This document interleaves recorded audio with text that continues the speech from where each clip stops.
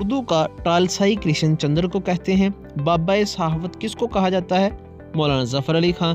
Novel ایک چادر میلی سی کے مصنف کا نام کیا ہے جی؟ راجندر سنگھ بیدی۔ ایران میں اجنبی کے مصنف کا نام کیا ہے؟ نون میم راشد۔ لب پہ آتی ہے دعا بند کے تمنا میری، اس مشہور نظم کے شاعر کا نام بتائیے؟ علامہ اقبال۔ داغ دہلوی کا اصل نام کیا تھا؟ نواب ابراہیم۔ ڈاکٹر این میری شمل نے پیام مشرب کا ترجمہ جرمن زبان میں کیا۔ اردو کی بوتیکا کس کتاب کو کہا جاتا ہے؟ مقدمہ شعر و شاعری الطاف حسین کی ہے۔ 50-50 کس کا مشہور ڈرامہ ہے؟ انور مقصود کا۔ چوغان ہستی کے مصنف کا نام کیا ہے؟ منشی پریم چند۔ اردو کا پہلا ناول کب لکھا گیا؟ 1869 میں۔ توازے سمرقندی سے کیا مراد ہے؟ ظاہرداری کی آؤ بگت۔ مسدس کے ہر بند میں 6 مصرے جبکہ مخمس کے ہر بند میں 5 مصرے ہوتے ہیں۔ ہنٹر پر ہنٹر کس کی تصنیف ہے؟ سر سید احمد خان کی۔ علامہ اقبال کو 1922 میں سر کا خطاب ملا جس کی تقریب 17 جنوری 1923 کو لاہور میں منعقد ہوئی۔ ابن بطوطہ کے تعاقب میں ابن انشا کا سفر نامہ ہے۔ ٹی وی کا مشہور ڈرامہ وارث کے خالق امجد اسلام امجد ہیں۔ اردو کے پہلے شاعر امیر خسرو دہلوی کے شاگرد تھے نظام الدین اولیاء کے۔ تذکرہ اور غبار خاطر کے مصنف مولانا ابو الکلام آزاد ہیں۔ اردو نثر میں سب سے قدیم صنف کون سی ہے؟ کہہ مکرنی۔ کی طویل ترین نظم کا نام بتائیں؟ مدجر الاسلام۔ دنیا کی طویل ترین نظم کا نام مہابھارت ہے۔ شعر و شکر ہونا کے معنی ہے خوب گل مل جانا۔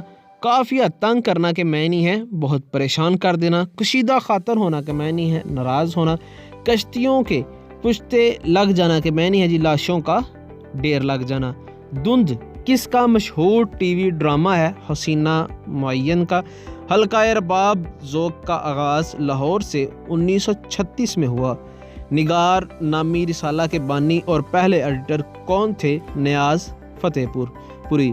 نیاز فتح پوری فتح پور ضلع میں 1882 کو پیدا ہوئے۔